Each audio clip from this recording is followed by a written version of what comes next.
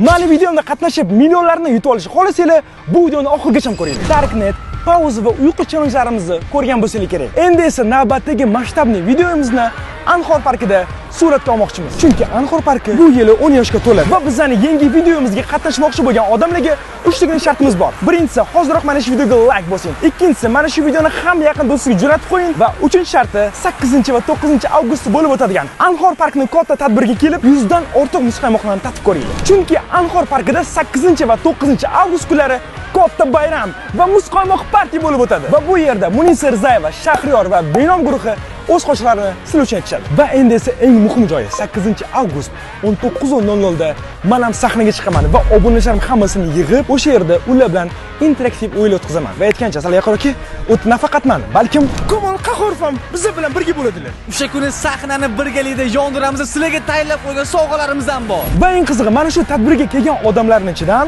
o'zimning yangi YouTube videomga qatnashadigan ishtirokchilardan tanlab olaman. Va bundan keyin esa Anhor parkini 10 yilligiga mo'ljallangan multfilmni ham bemalol ko'rishingiz mumkin. Xullas, yaqinda bo'lib o'tgan fan streshiga kelolmagan obunachilarim uchun bu zo'r imkoniyat. 8 avgust 19:00 da hamma obunachilarimni kutaman. Yana bir marta Anhor parkiga yig'ilib, bitta Omonxonni aktivini ko'rsatib qo'yaylik.